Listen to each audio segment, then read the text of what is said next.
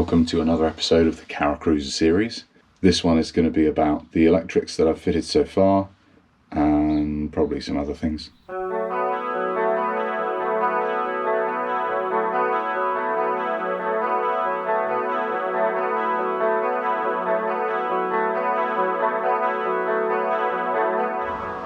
It's going to be a mishmash of legacy footage and videos that I've taken now to fill in the gaps.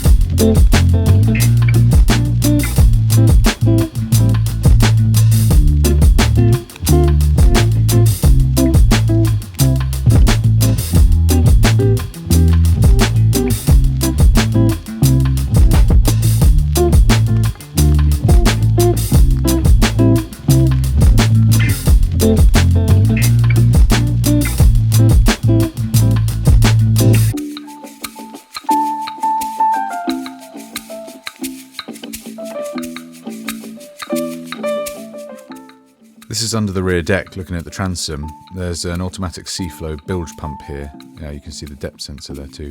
There's a manually switched pump further forward and they're connected with a non-return valve in the middle and come out the side here. The toilet, or head if you like, had quite a flimsy floor. I don't know whether it was meant to have a board in it originally, but I fitted a piece of 10mm marine ply. Had some riv nut type things to hand and screwed it down and stuck down a piece of vinyl flooring I had spare. I've also cleaned up the tide line, the grot around the outside since, and I've fitted in a sort of adhesive back vinyl to the walls. The sort of marble effect stuff. I don't know if I'll keep it forever, but it tidied it up a little bit. This is the tank for the diesel heater. It's just screwed to another piece of marine ply that's bonded to the wall. Here is the diesel heater. You can also see the base of the toilet there too. The air from the diesel heater goes through the water heater before going down to the cabin at the front. There's also a 240-volt element to assist with heating the water. You can see the drains from the sinks coming across the front here as well before exiting the hull. Here's the switch for the water heater. It runs off the inverter, which runs off the battery, and that's charged by the hookup or by the engine. This is where the water tank plugs in and usually sits here. And the pump is controlled by micro switches in the taps. The cold feed splits between the taps and the heater. It feeds into the unit here, comes out here as hot and feeds the hot side of the taps here.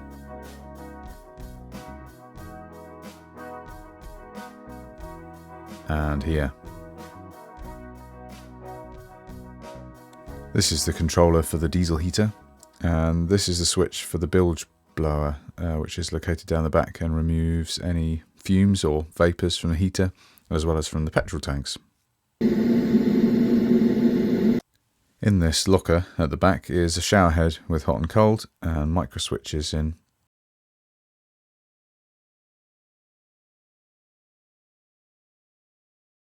Here's the gas pipe for the hob. And under here is a hose that you can flush the outboard motor with. This is the switch to run the pump for that. Here is the breaker board for the 240 volt hookup. That runs to the sockets at the front here, and a battery charger. There's also a 12 volt power socket and some USB chargers. There's the leisure battery. I'm yet to make a bracket to secure it properly though, and here are the main battery cut-offs.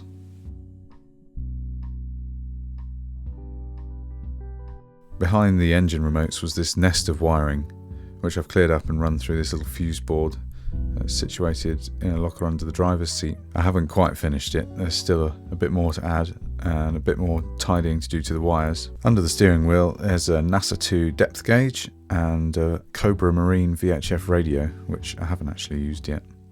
Here are the switches for the exterior lights.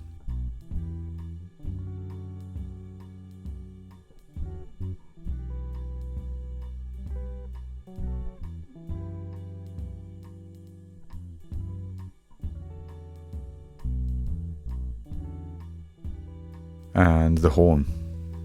There's also a searchlight and some more unlabeled switches that I need to label. They do interior lighting. They turn on gauges and the radio and activate the split charge relay to charge from the outboard. On the wardrobe at the back there looked to be an ideal spot for an ear height speaker for some lower frequencies. This cupboard also makes for a great subwoofer box. There's a retro Goodman's amp powering this Alpine S-Series 6x9 woofer I happen to have spare. I'd used the other one from the pair on the rear shelf of my XJR to replace a knackered Harman Kardon speaker.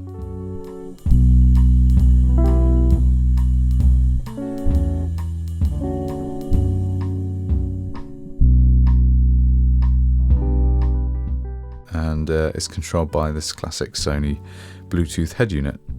I also changed out the original speakers for some 4-inch JBL two-way coaxials in the original positions, and the most eagle-eyed viewers might spot some Sony Marine speakers on the rear deck. Staying in the wardrobe area, here's the controller for the inverter, also showing battery state, and a caravan style control panel with an analog voltmeter. Master for everything on this panel, rear cabin lights, awning lights, which is the rear deck, and water pump. In the middle we have the forward and aft bilge overrides. Now at the bottom of this cupboard is where the battery lives, and another wiring nest that needs sorting out and going through. It also houses the wiring down here for the towing lights. I added some bright high level ones.